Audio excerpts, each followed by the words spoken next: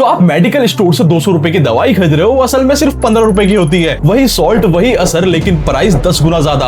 आज मैं आपको दिखाऊंगा कि कैसे डॉक्टर और केमिस्ट वाले आपकी मजबूरी का फायदा उठाकर आपकी जेब खाली कर रहे हैं। ये वीडियो देखने के बाद आप केमिस्ट वाले से दवाई नहीं सवाल पूछोगे।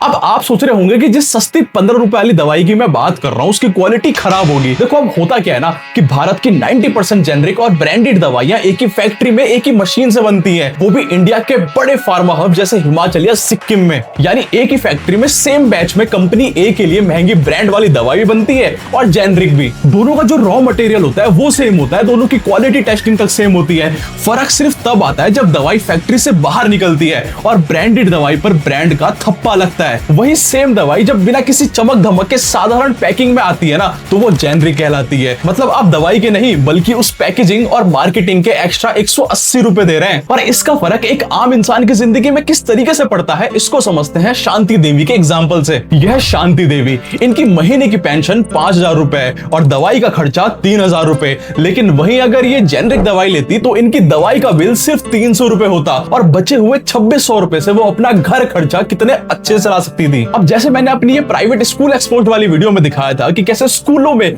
फीस के नाम पर लूटा जाता है, लेकिन यहाँ तो सीधा इंसानों के सांसों का सौदा हो रहा है। अब इतनी बड़ी जो प्रॉब्लम है इसका सॉल्यूशन क्या होना चाहिए? देखो आजकल हर शहरों में जन औषधि केंद्र है जहाँ दवाइयाँ 90% तक सस्ती मिलती है। जन औषधि केंद्रों पर मिलने वाली दवाओं की कीमत बाजार में जो दवाएं मिलती हैं उसी क्वालिटी की, लेकिन जन औषधि केंद्र में 50% से 90% तक उसकी कीमत कम होती है, क्योंकि यहाँ कोई भी एजेंट या मार्केटिंग नहीं होती। साथ ही मैं आपको एक मोबाइल ऐप बताता हूँ, जन औषधि सुगम। इस ऐप पे जाइए, सॉल्ट सर्च कीजिए और सस्ते ऑल्टरनेटिव ढूंढिए। और अगली बार डॉक्टर से कहिए सर दवाइयों के जेनरिक नाम लिखिए, क्योंकि लॉ के हिसाब से डॉक्टर को जेनरिक नेम लिखना कंपलसरी है, बट वो नहीं लिखते। तो आप लोग जागरूक बनिए और अपने हक के लिए बोलिए ताकि आपको ब्रांड कर लूटा ना जाए। ये वीडियो किसी की जान और पैसा दोनों बचा सकती है। इस वीडियो को आप अपनी फैमिली ग्रुप में भी शेयर करिए, क्योंकि जब तक हम अवेयर नहीं होंगे ये लूट चलती रहेगी। मैंने अपनी the dark side of Dubai job वाली वीडियो में एक कड़वा सच दिखाया था